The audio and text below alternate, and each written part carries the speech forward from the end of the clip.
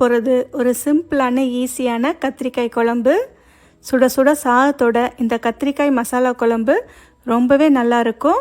உங்களுக்கு கத்திரிக்காய் பிடிக்கும்னா கண்டிப்பாக இதை ஒரு முறை செஞ்சு சாப்பிட்டு பாருங்கள். அதுக்கப்புறம் விடவே மாட்டீங்க. முதல்ல ஒரு பெரிய வெங்காயத்தை கொஞ்சம் பெரிய பீசஸாக நறுக்கி மிக்ஸி ஜாரில் சேர்த்துக்கங்க. கூடவே ஒரு 7-8 பல் பூண்டு சேர்த்துக்கலாம். இப்போ இதை லேசாக அடித்து எடுத்துக்கலாம்.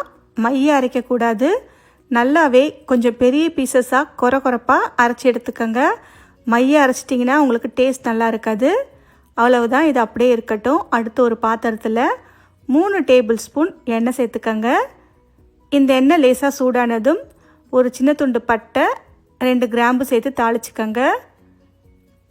அடுத்து இதில் நாம் அரைச்சி வச்ச வெங்காயத்தை சேர்த்துக்கலாம். அடுப்பை குறைச்சி வச்சு இந்த வெங்காயத்தை சேர்த்து நல்லா வதக்கி விட்டுக்கங்க. ஒரு 2-3 நிமிஷத்துக்கு இந்த வெங்காயம் நல்லா வதங்கி வரட்டும். வெங்காயம் லேசாக வதங்கி வந்த உடனே 3 பச்சை மிளகாயை கீரி சேர்த்துக்கங்க. கொஞ்சமாக கருவேப்பிலை சேர்த்துக்கலாம். அடுத்து 2 மீடியம் சைஸ் நல்ல பழுத்த தக்காளியை நறுக்கி சேர்த்துக்கங்க. அடுத்து இந்த தக்காளி நல்லா வதங்கி கரையிற வரைக்கும் வதக்கி விட்டுட்டே இருங்க. கொஞ்சமாக மஞ்சள் தூள் சேர்த்து வதக்கி விட்டுக்கங்க. சோம்பை லேசாக இடித்து ஒரு 1/4 ஸ்பூனுக்கும் கம்மியாக சேர்த்துக்கங்க. அதிகம் சேர்க்க வேண்டாம்.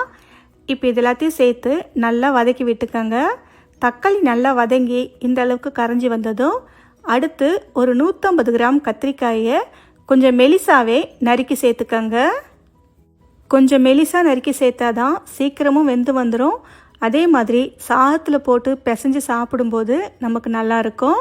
இப்போ பார்த்திங்கன்னா இந்த கத்திரிக்காய் சேர்த்து 1 நிமிஷத்துக்கு மட்டும் லேசாக நல்லா வதக்கி விட்டுக்கங்க. அடுத்து இதில் 1 ஸ்பூன் அளவுக்கு தனி மிளகாய்த்தூள் சேர்த்துக்கங்க. உங்கள் காரத்துக்கு ஏற்ற மாதிரி இதில் சேர்த்துக்கங்க. தனி மிளகாய்த்தூள் தான் பயன்படுத்தணும். குழம்பு மிளகாய்த்தூள் இதில் சேர்க்கக்கூடாது. இப்போ பார்த்திங்கன்னா இப்போ இதையுமே 1 நிமிஷத்துக்கு லேசாக நல்லா வதக்கி விட்டுக்கங்க. அடுப்பை குறைச்சி வச்சுட்டு வதக்கி விட்டுக்கங்க, இல்லைன்னா மசாலா கறியிடும். அடுத்து தேங்காய் பேஸ்ட் சேர்த்துக்கலாம். ஒரு 1/4 கப் துருவிய தேங்காயை கொஞ்சமாக தண்ணி சேர்த்து கெட்டியாகவே அரைச்சி சேர்த்துக்கங்க. இப்போ இந்த தேங்காய் பேஸ்ட்டும் சேர்த்து நல்லா கலந்து விட்டுக்கங்க. இப்போ இது எல்லாத்தையுமே சேர்த்து ஒரு 3-4 நிமிஷத்துக்கு அடுப்பை குறைச்சி வச்சு நல்லா வதக்கி விட்டுக்கங்க. இந்த சமயத்தில் நல்லா வதக்கி விட்டால் தான் டேஸ்ட் உங்களுக்கு நல்லாயிருக்கும். உடனே தண்ணி சேர்த்துட்டிங்கன்னா உங்களுக்கு டேஸ்ட் அந்தளவுக்கு நல்லா இருக்காது. ஒரு 3-4 நிமிஷம் கண்டிப்பாக வதக்கி விட்டுக்கங்க. இப்போ பார்த்திங்கன்னா நல்லா வதங்கி வந்துடுச்சு. அடுத்து இதில் தேவையான அளவு தண்ணி சேர்த்துக்கலாம். ஒரு 2-2.5 கப் வரைக்கும் தண்ணி சேர்த்து உங்கள் கன்சிஸ்டன்சிக்கு ஏற்ற மாதிரி செக் பண்ணிக்கோங்க. இப்போ பார்த்திங்கன்னா இது எல்லாத்தையும் சேர்த்து நல்லா கலந்து விட்டாச்சு. அவ்வளவுதான்.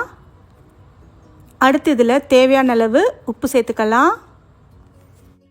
உப்பு சேர்த்து ஒரு முறை நல்லா கலந்து விட்டு அடுப்பை மீடியம் ஃப்ளேமில் வச்சு ஒரு 10-12 நிமிஷத்துக்கு நல்லா கொதிக்க விடுங்க. குழம்பு நல்லா கொதித்து இந்த அளவுக்கு எண்ணெய் பிரிஞ்சு வந்த உடனே தேவைப்பட்டால் கடைசியாக கொத்தமல்லி இலை சேர்த்து ஸ்டவ்வை ஆஃப் பண்ணிடலாம். அவ்வளவுதான், ஒரு சூப்பரான சிம்பிளான கத்திரிக்காய் மசாலா குழம்பு. சுட சுட சாதத்தோட ரொம்பவே நல்லாயிருக்கும். ஓகே ஃப்ரெண்ட்ஸ், இந்த ரெசிபியை உங்கள் வீட்டில் ஒரு முறை ட்ரை பண்ணி பார்த்துட்டு எப்படி இருக்குன்னு சொல்லுங்கள்.